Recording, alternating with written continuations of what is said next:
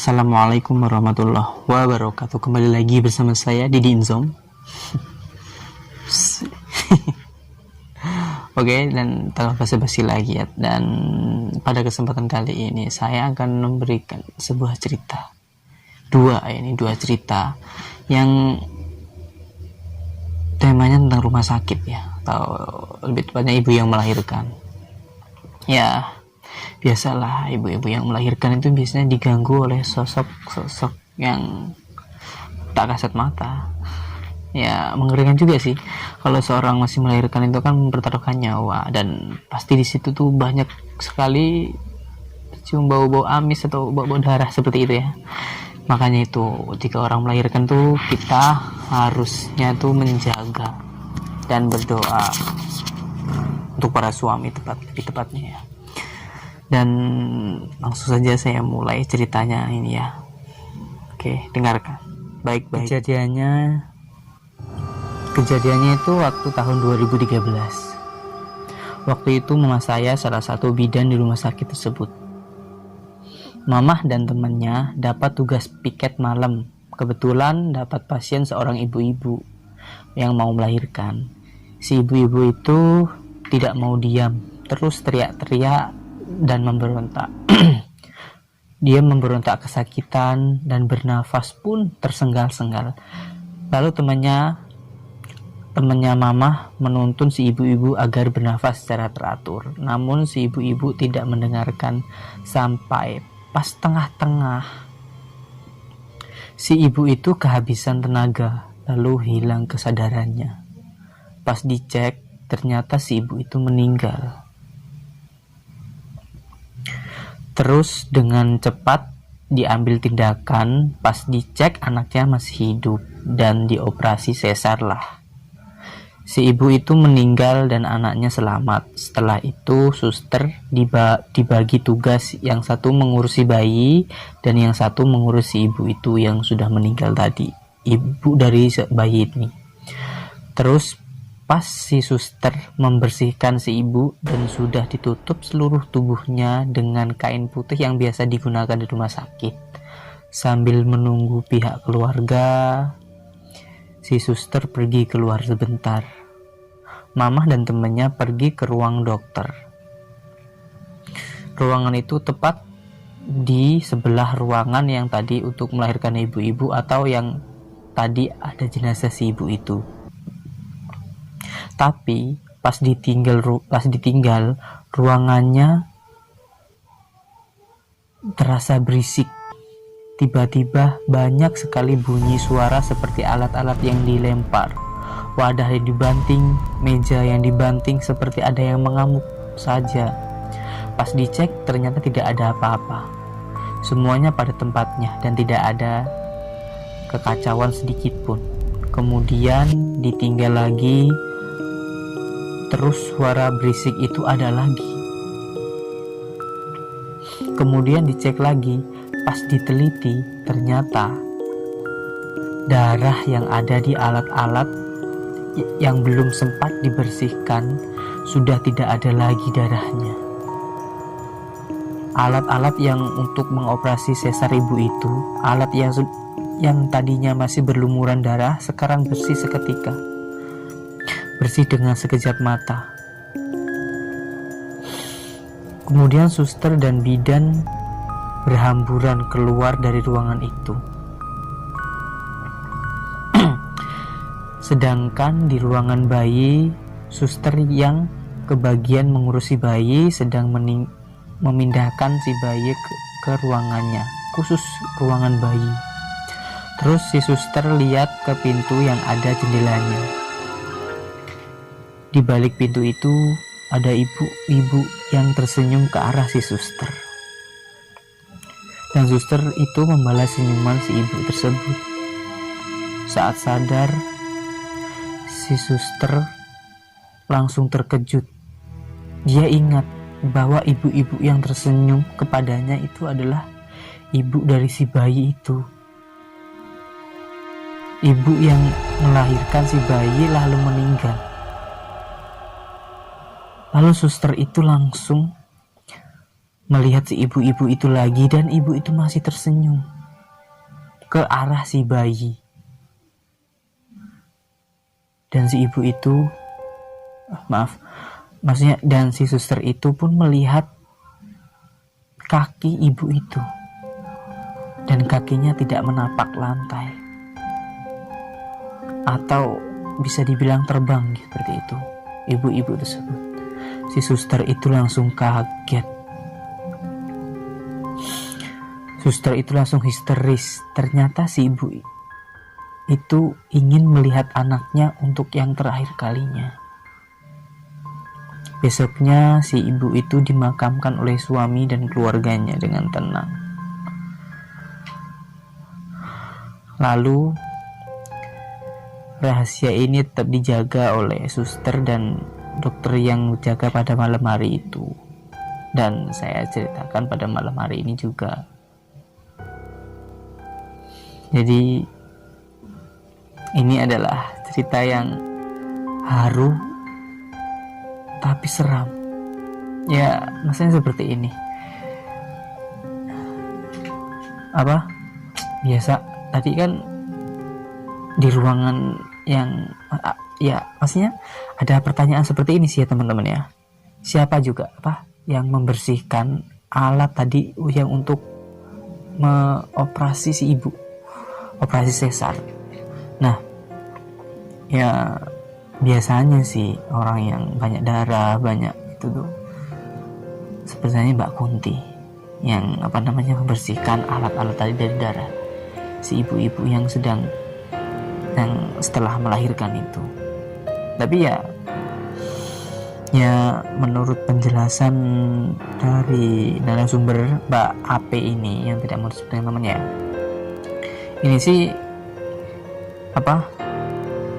ada seorang suster yang melihat, yang membersihkan, atau itu tuh kuntilanak, maksudnya yang bersihkan alat-alat sudah operasi sesar ibu tadi, yang katanya banyak barang yang berhamburan, banyak seperti meja dibanting, alat-alat dibanting, itu adalah kerjaan si kuntilanak yang sedang menikmati darah dari seorang ibu tadi setelah melahirkan anaknya itu. Ya, bagusnya sih langsung dibersihkan dan langsung tidak perlu ditinggal seperti itu, dan terjadi kan benar. Dan ini cerita yang tadi ya, ini cerita yang kedua. Ceritanya sama juga tentang ibu yang melahirkan ya.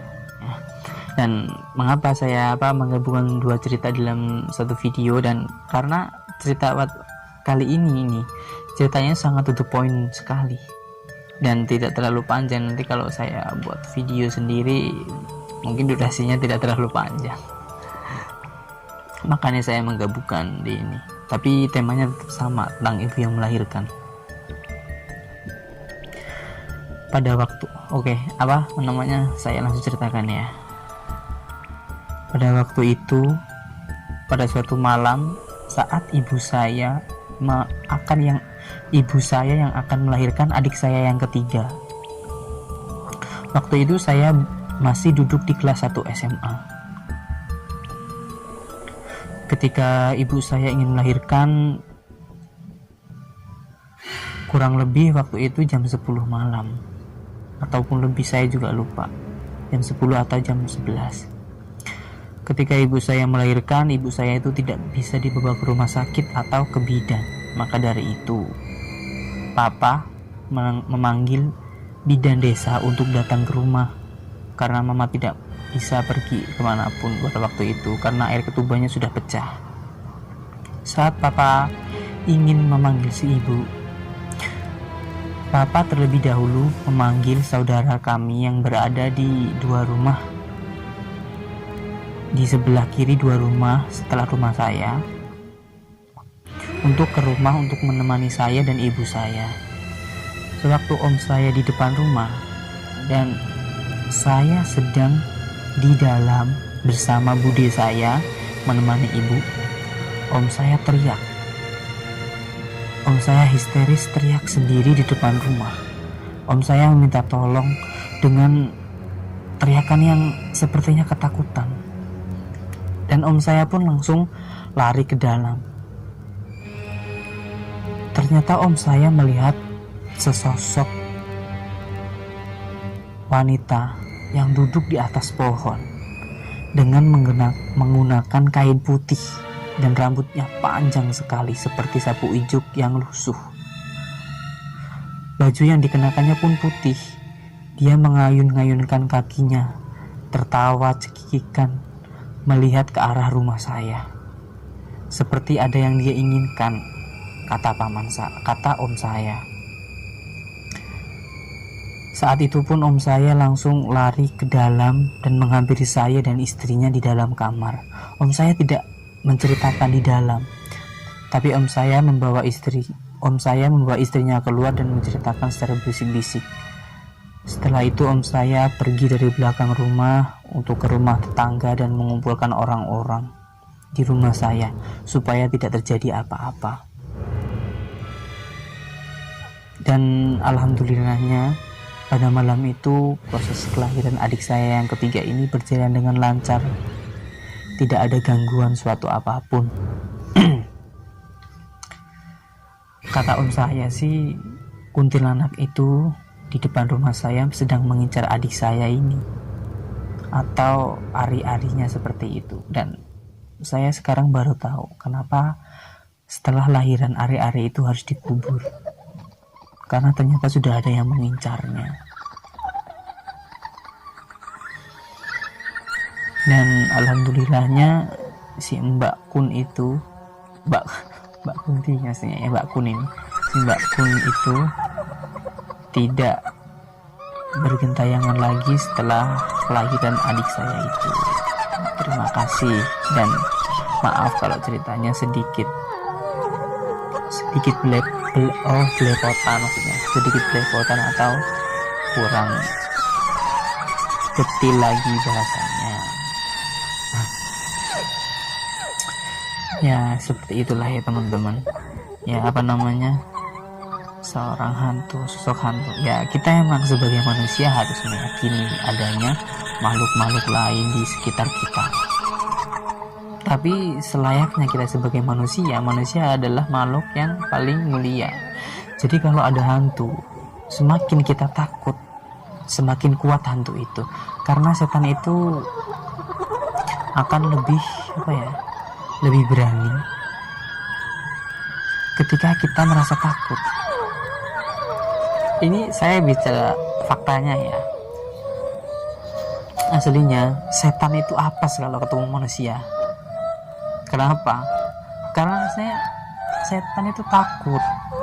Bukan kita yang harus takut, tapi setannya tuh mau lari, tapi kitanya yang udah lari duluan. Jadi setannya mau lari malah dia maksudnya seperti ini. Ya kita boleh, kita memang harus meyakini kalau setan itu ada, tapi jangan takut. Karena di dalam ketakutan itu setan telah mengambil alih pikiran dan setan bertambah kuat dengan adanya ketakutan kita dengan dia. Beranikan diri kalian, jangan terlalu takut. Bismillah, selalu ingat dengan Tuhan. Saya orang Islam, saya selalu ingat dengan Allah supaya tidak terlalu takut dengan makhluk-makhluk itu. Ya, saya juga merinding sih sepertinya ngomong seperti ini, tapi ya gimana lagi. Oke, jangan terlalu takut ketika kamu mau diputusin tanpa alasan. Gak, udah. Emang mantan itu seperti setan, membayang-bayang masa lalu.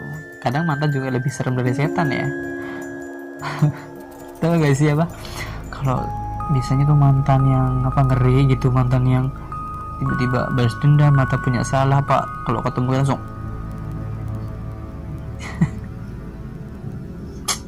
mantan itu adalah acuan untuk mencari yang lebih baik.